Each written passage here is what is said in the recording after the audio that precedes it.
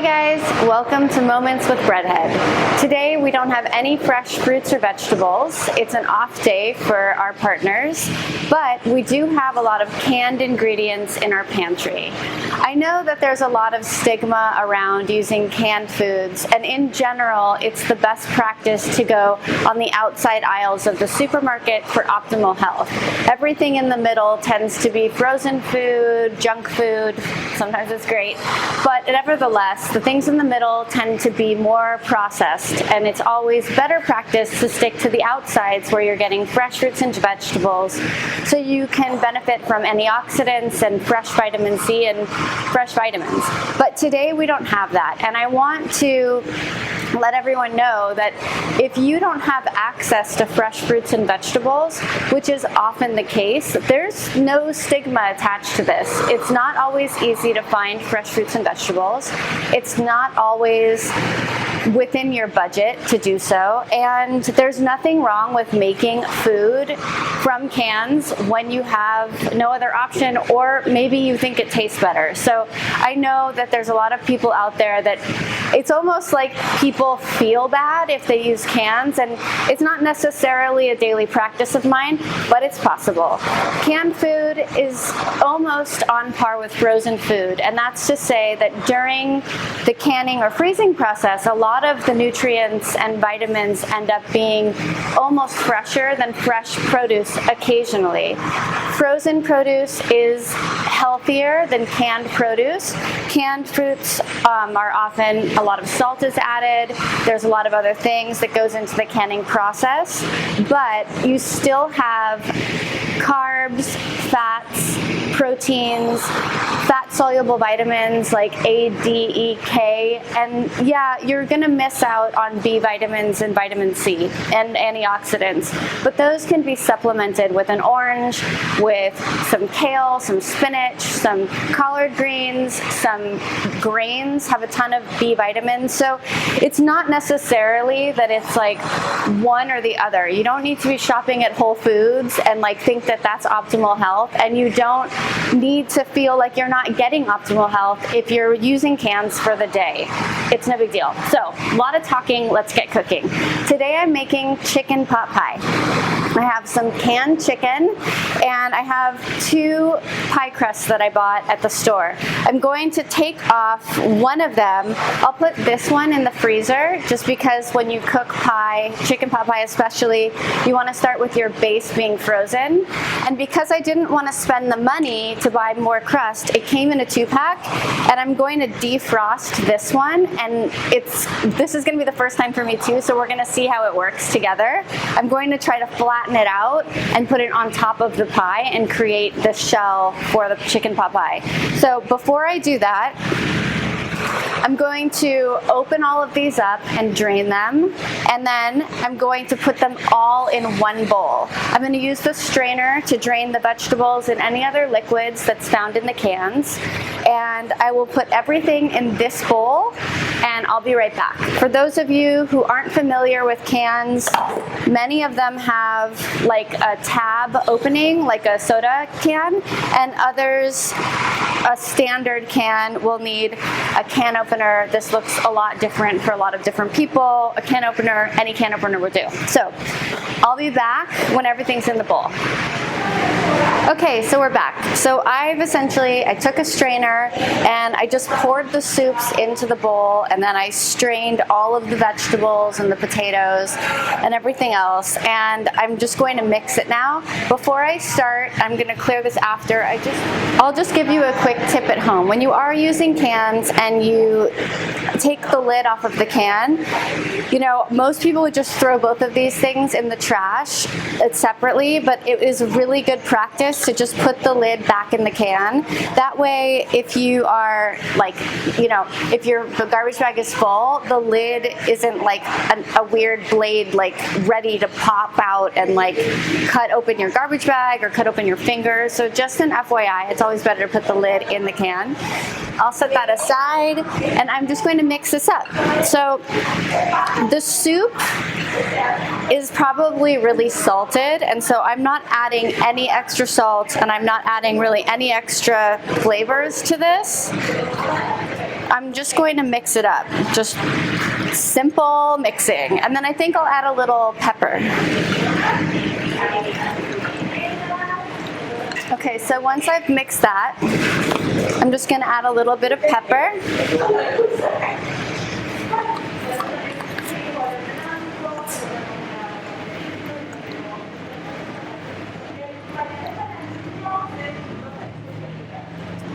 Okay, great. So I added the pepper. I think I'll add a few herbes de Provence. This is our volunteer Amy gave us these, and they've been working our way through our kitchen. So I'm just going to add a few of those. The French like to say au pif, which is just like a splash. So I'm just like not measuring. I'm just doing it that way. All right, now we're ready to put it in the pie shell. I'm going to go get the pie shell and I'll be right back. Okay, so we're back. We have our filling and we have the frozen pie shell base, and I'm just gonna plop it all in there.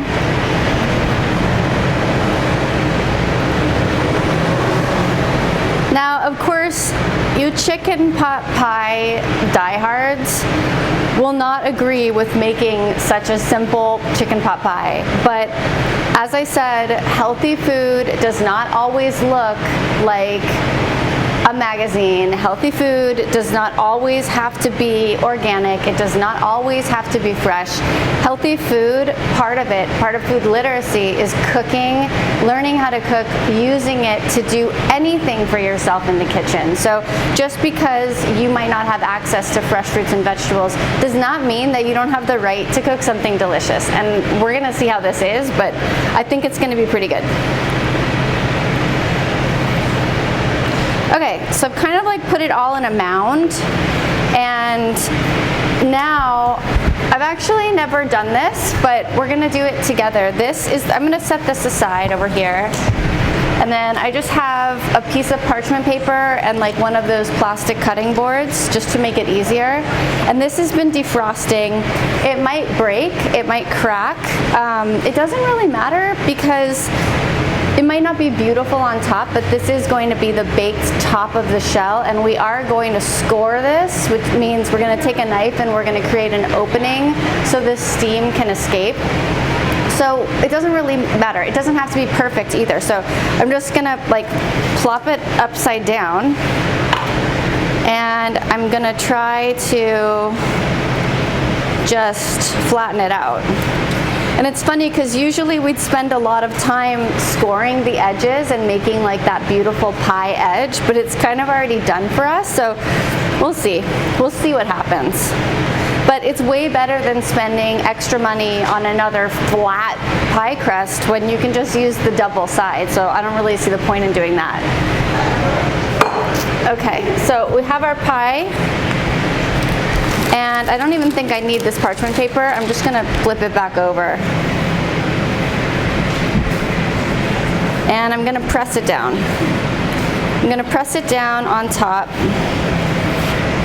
And you don't really have to worry about anything else, except I would make sure to keep the edges of the pie crust as sealed as possible, because this will sort of like get hotter and gain a little like volume in the oven, and you don't want it seeping out of the sides if you can help it, because that will let like all of the pie filling escape. So you want to crush the edges together. And what I'm doing, I'm kind of using my fingers like this, but on the edge. So my index fingers are holding the bottom of the shell, and my thumbs are pushing down at the same time, and just kind of like the best you can, just go in a motion. You don't need to like, you know, muscle it too much so the pie crust falls apart. You just want to make sure it's good and like tight together. And I'm going to kind of like try to form it. Again, we're doing this together, so we'll see what happens. But there we go. And so as you can see, the pie crust because this was an already molded, pre-made pie crust, it's already open on the sides. I don't think I'll score it more than this, except maybe put one hole in the center with the knife. So I'm going to take the knife. This is a paring knife. If you check out our knife tips video, you'll learn all about this little sucker. It's a very useful knife to have in the kitchen. So right now, I think I'll just make one slit down the center. It's about 1 inch long. And I think just to top it off, I'm going to put an egg wash over this pie. So egg washes usually help make a brown, flaky crust, and it looks better. Sometimes pie crusts look a little dry or a little just kind of unloved if you don't put a wash of some sorts on it. Sometimes you can use cream, you can use eggs, you can use eggs and cream. Today I have an egg, so I'm just going to crack the egg in here. Throw that in the bowl, and I'll take a fork and I'll just whisk it.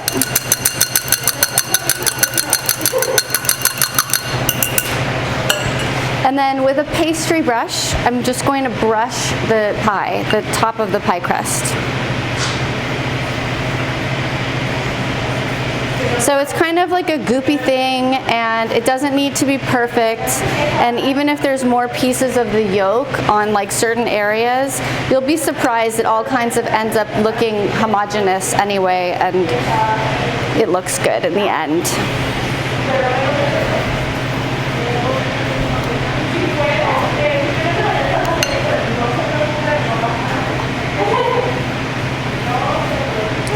So you want to get the sides as well. Make sure the whole thing is going to turn golden brown. I can't talk today. As one last finishing tip, I am going to cover the pie edges with tin foil. I'll probably do that halfway through, but just to show you guys, I'm going to start that way, and this is how you can do it if you feel like your edges are browning. I'll start covering them, but I usually do this halfway through, because usually when you make pie, the edges get browner than the top, and before your pie is cooked, your pie can burn, so that would be lame. So let's do it together. So the pie is ready now to go in the oven. I'm just going to take a little, I'm just going to make sure the scoring is, maybe I'm going to add one more, maybe two. I just feel like that looks better because, you know, it looks like pretty and uniform, and when the pie crust grows, it's going to have like 3 nice little slits. I just feel like that'll look good. So I'm just going to take some tin foil, and you can do a few things. I mean, you don't need to waste all of that foil, so I would probably just cut it and just roll it across the sides. There's all kinds of fancy things that people can buy at like Williams-Sonoma and Sur La Table and like, I don't know, Target, that you can use to do this, but you really don't have to. You can use tin foil and it'll be just as great.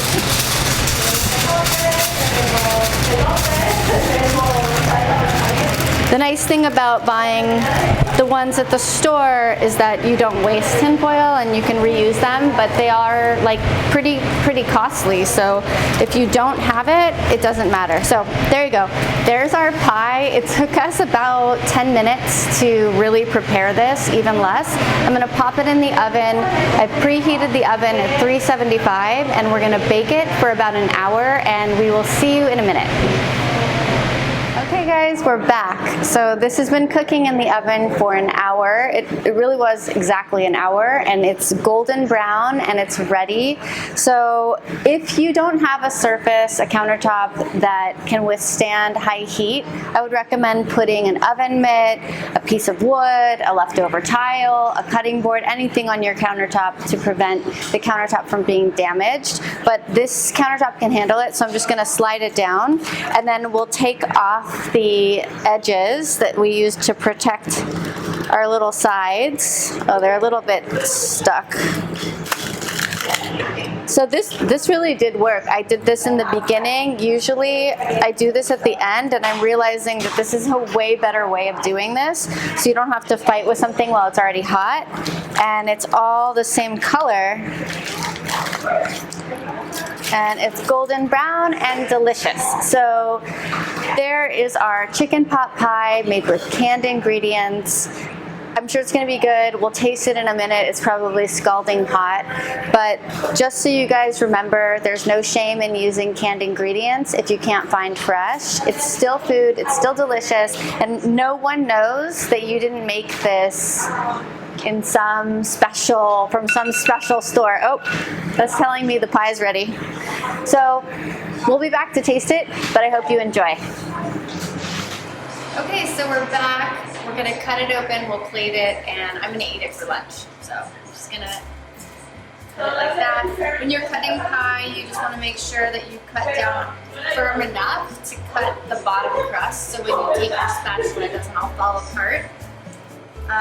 But this looks pretty good. It looks pretty like runny. Let's see. Get in there. So we used 2 crusts from the same pack.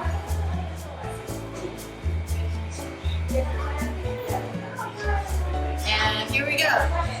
Chicken pot pie made from store-bought crust and all canned ingredients.